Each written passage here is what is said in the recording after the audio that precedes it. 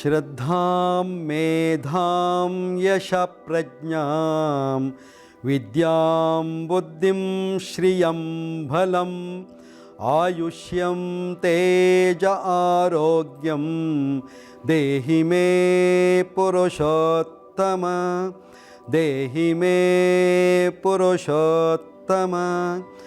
ಓಂ ಶಾಂತಿ ಶಾಂತಿ ಶಾಂತಿ.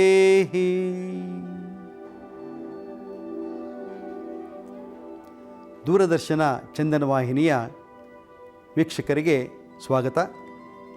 ಇಂದಿನ ಸಂಚಿಕೆಯಲ್ಲಿ ನಾವು ವೆರಿಕೋಸ್ ವೇನ್ಸ್ ಬಗ್ಗೆ ಯೋಗ ಚಿಕಿತ್ಸೆಯ ಮೂಲಕ ಹೇಗೆ ಪರಿಹಾರವನ್ನು ಕಂಡುಕೊಳ್ಬೋದು, ಯಾವ ಯಾವ ಯೋಗ ಚಿಕಿತ್ಸೆಯನ್ನು ಮಾಡಿದರೆ ನಮ್ಮ ವೆರಿಕೋಸ್ ವೇನ್ಸ್ ಸಮಸ್ಯೆ ಪರಿಹಾರ ಆಗುತ್ತೆ ಅನ್ನೋದನ್ನು ನೋಡೋಣ.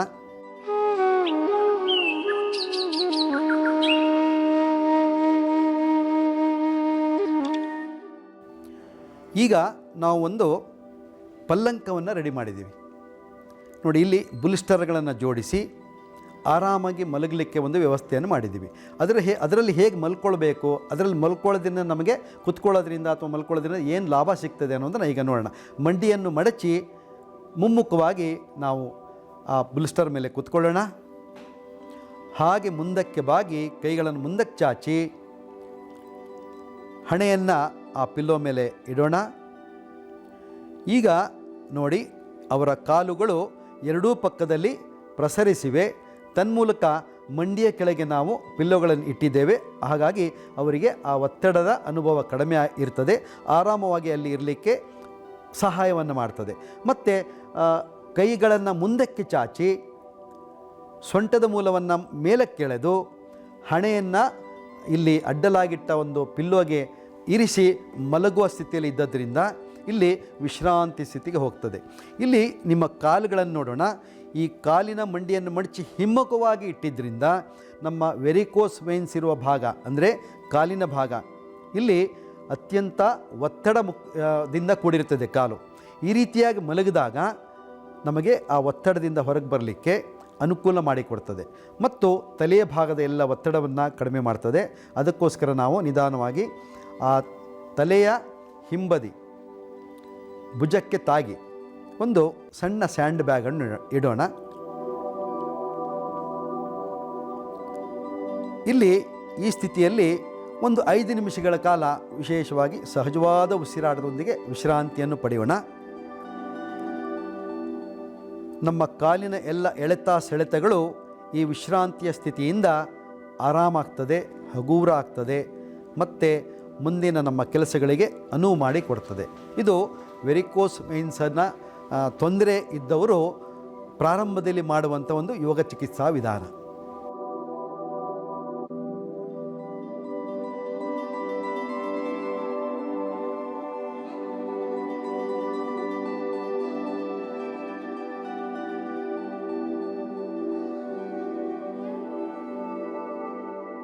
ಅಧೋಮುಖ ವೀರಾಸನದ ನಂತರ ಸುಪ್ತ ವೀರಾಸನವನ್ನು ಹೇಗೆ ಮಾಡೋದು ಅನ್ನೋದನ್ನು ಈಗ ನೋಡೋಣ.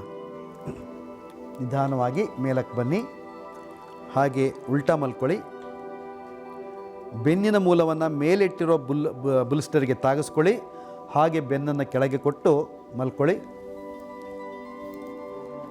ಎಸ್. ಈಗ ತಲೆಯ ಭಾಗಕ್ಕೆ ಬಟ್ಟೆಯನ್ನು ಹಾಕಿ ಇಲ್ಲಿ ಕಾಲಿನ ಸ್ಥಿತಿಯನ್ನು ಸ್ವಲ್ಪ ಆರಾಮದಲ್ಲಿಟ್ಕೊಳ್ಳೋಣ. ಕೈ ಭುಜಗಳನ್ನು ಸಡಿಲವಾಗಿ ಬಿಡೋಣ. ತಲೆಯ ಮೇಲೆ ಒಂದು ಸಣ್ಣ ಸ್ಯಾಂಡ್ ಬ್ಯಾಗನ್ನು ಹಾಕೋಣ. ಅದರ ನಂತರ ಇಲ್ಲಿ ಇನ್ನೊಂದು ಸಣ್ಣ ಸ್ಯಾಂಡ್ ಬ್ಯಾಗನ್ನು ಹೆಡ್ ರೆಸ್ಟನ್ನು ನಮ್ಮ ಹೃದಯದ ಮೇಲೆ ಇಡೋಣ.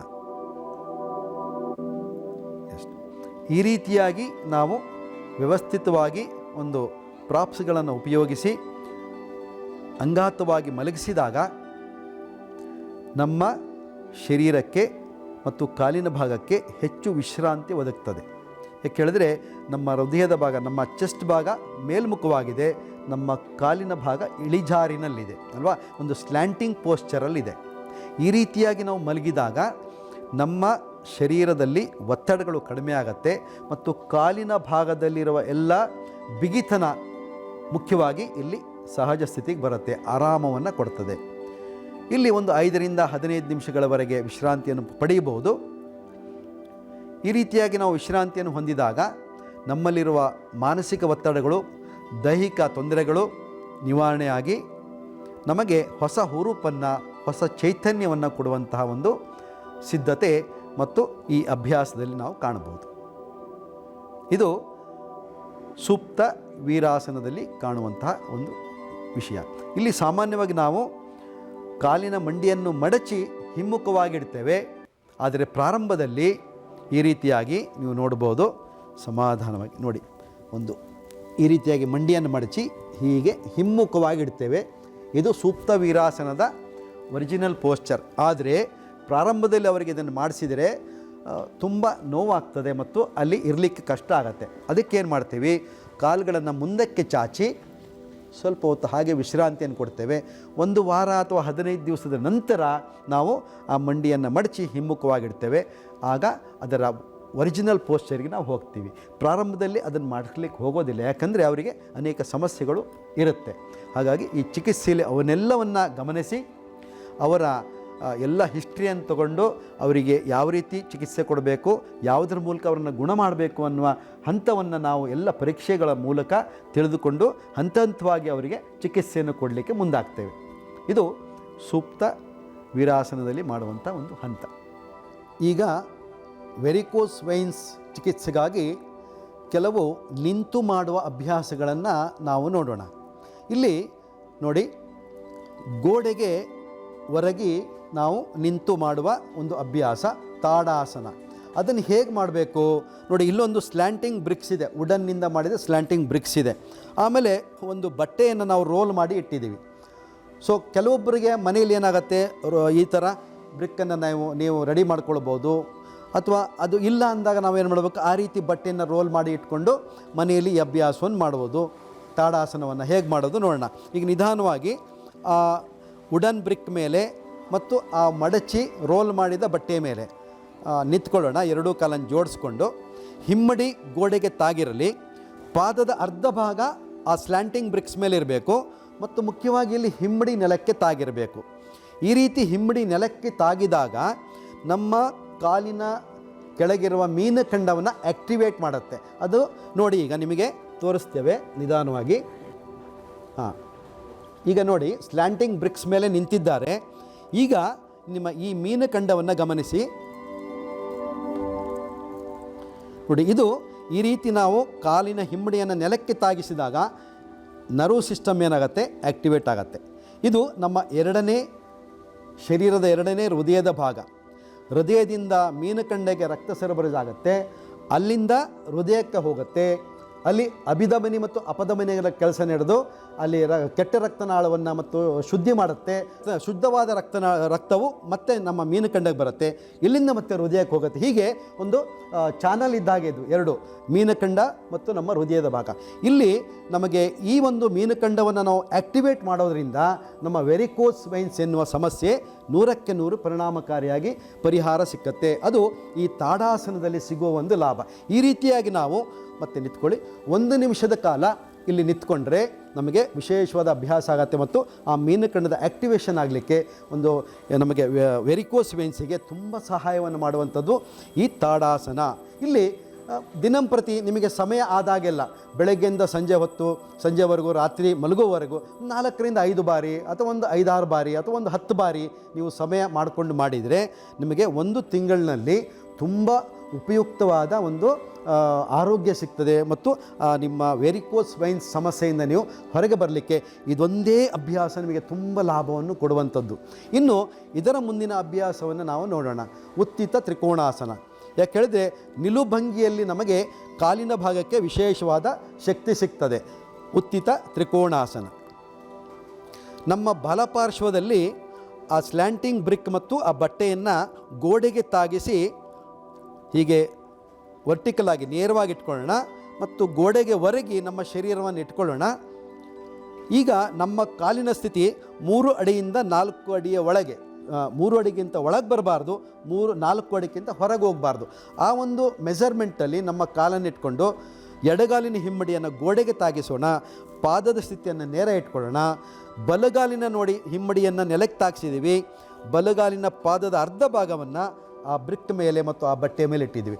ಈ ಹಿಮ್ಮಡಿಯ ಭಾಗ 90 ಡಿಗ್ರಿ ಕೋನದಲ್ಲಿ ಒಳಮುಖದಲ್ಲಿದೆ. ಈ ಸ್ಥಿತಿಯಲ್ಲಿ ನಾವು ತ್ರಿಕೋಣಾಸನವನ್ನು ಪ್ರಾರಂಭದಲ್ಲಿ ಅಭ್ಯಾಸ ಮಾಡ್ತಾ ಹಾಗೆ ಬೆನ್ನು ಮತ್ತು ಭುಜವನ್ನು ಗೋಡೆಗೆ ಕೊಟ್ಟು ಸ್ವಲ್ಪ ಹೊತ್ತು ವಿಶ್ರಾಂತಿ ಮಾಡೋಣ. ಯಾಕೆ ಹೇಳಿದ್ರೆ ಈ ರೀತಿ ಕಾಲಿಟ್ಟಾಗ ಈ ಮೀನಖಂಡದಲ್ಲಿ ಸ್ವಲ್ಪ ಒತ್ತಡ ಸಿಗ್ತದೆ. ಅದರಲ್ಲಿ ಸುಧಾರಿಸ್ಕೊಂಡು ನಿಧಾನವಾಗಿ ಉಸಿರು ಬಿಡ್ತಾ ಹಾಗೆ ಬಲಗೈಯನ್ನು ಬಲಗಾಲಿನ ಮೇಲೆ ಸರಿಸ್ತಾ ಸರಿಸ್ತಾ ಸರಿಸ್ತಾ ಹಾಗೇ ಕೆಳಗೆ ಹೋಗೋಣ. ಎಷ್ಟು ಸಾಧ್ಯ ನಿಮಗೆ ಮಂಡಿಯಿಂದ ಕೆಳಗೆ ಹೋಗಲಿಕ್ಕೆ ಎಷ್ಟು ಸಾಧ್ಯವೋ ಅಥವಾ ಮಂಡಿ ಮೇಲೆ ಕೈ ಇಟ್ಟು ಅಲ್ಲೇ ಇರ್ಬೋದು, ಸಮಸ್ಯೆ ಇಲ್ಲ. ಎಷ್ಟು ಮುಂದಕ್ಕೆ ಬಾಗ್ತೀನಿ ಅನ್ನೋದು, ಪಕ್ಕಕ್ಕೆ ಬಾಗ್ತೀನಿ ಅನ್ನೋದು ಮುಖ್ಯ ಅಲ್ಲ, ನನ್ನ ಕಾಲಿನ ಸ್ಥಿತಿಯನ್ನು ಎಷ್ಟು ಚೆನ್ನಾಗಿ ಇಟ್ಕೊಂಡಿದ್ದೀನಿ ಅನ್ನೋದು ಮುಖ್ಯ. ಇಲ್ಲಿ ಕಾಲಿನ ಮಂಡಿಗಳು ನೇರ ಇರಬೇಕು. ಮತ್ತು ನಿಧಾನವಾಗಿ ನಮ್ಮ ಬಲಗೈಯನ್ನು ಮೇಲೆ ಕೆತ್ತಿ ಮೇಲೆ ಹಾಕಿರುವ ಆ ರೋಪನ್ನು ಹಿಡ್ಕೊಳ್ಬೇಕು. ಅಲ್ಲಿ ನಿಮಗೆ ನೋಡಿ ಕಂಪ್ಲೀಟ್ ನಿಮಗೆ ಅಲ್ಲಿ ಒಂದು ಆಧಾರ ಸ್ತಂಭವಾಗಿದೆ. ನೆಲದ ಮೇಲೆ ಕಾಲಿಟ್ಟಿದ್ದೀರಿ, ಇಡೀ ಶರೀರದ ಭಾಗವನ್ನು ಗೋಡೆಗೆ ಕೊಟ್ಟಿದ್ದೀರಿ ಮತ್ತು ಕೈಯಿಂದ ರೋಪನ್ನು ಹಿಡ್ಕೊಂಡಿದ್ದೀರಿ. ಈ ಸ್ಥಿತಿಯಲ್ಲಿ ನಾವು ಒಂದು ಕನಿಷ್ಠ 1 ನಿಮಿಷವಾದರೂ ಇದ್ದರೆ ನಮ್ಮ ಕಾಲಿಗೆ ವಿಶೇಷವಾದ ಅಭ್ಯಾಸ ಆಗತ್ತೆ ಮತ್ತು ಅಲ್ಲಿನ ಏನು ನರಕೇಂದ್ರಗಳಾಗಲಿ, ಮಾಂಸಖಂಡಗಳಾಗಲಿ ಅಥವಾ ಈ ರಕ್ತ ಸರಬರಾಜಿನ ವ್ಯವಸ್ಥೆಗಳಾಗಲಿ ತುಂಬ ಚೆನ್ನಾಗಿ ನಡೆಯುತ್ತೆ. ಹಾಗಾಗಿ ನಮ್ಮ ಮೀನಖಂಡ ಒಂದು ವ್ಯವಸ್ಥಿತವಾದ ಒಂದು ಸ್ಥಿತಿಯನ್ನು ತಲುಪುತ್ತೆ. ಹಾಗಾಗಿ ಈ ತ್ರಿಕೋಣಾಸನ ವೆರಿಕೋಸ್ ವೈನ್ಸ್ ಇದ್ದವರು ತುಂಬ ಚೆನ್ನಾಗಿ ಮಾಡಬೇಕು. ಮಾಡೋದರಿಂದ ಅವರಿಗೆ ಲಾಭ ಹೆಚ್ಚು ಇರ್ತದೆ. ಇದನ್ನೇ ಇನ್ನೊಂದು ಬದಿಯಲ್ಲಿ ಹೇಗೆ ಅಭ್ಯಾಸ ನೋಡೋಣ. ನೋಡಿದ್ರಲ್ಲ ವೀಕ್ಷಕರೇ, ಈ ಸಂಚಿಕೆಯ ಇಂದಿನ ಭಾಗದಲ್ಲಿ ವೆರಿಕೋಸ್ ವೈನ್ಸನ್ನು ಯೋಗ ಚಿಕಿತ್ಸೆಯ ಮೂಲಕ ಹೇಗೆ ಗುಣಪಡಿಸಿಕೊಳ್ಬೋದು ಅನ್ನೋದನ್ನು ಈಗ ನೋಡಿದ್ದೀರಿ. ಮುಂದಿನ ಸಂಚಿಕೆಯಲ್ಲಿ ಇನ್ನಷ್ಟು ವಿಷಯವನ್ನು ನಾವು ನೋಡೋಣ. ನಮಸ್ಕಾರ, ಶುಭವಾಗಲಿ.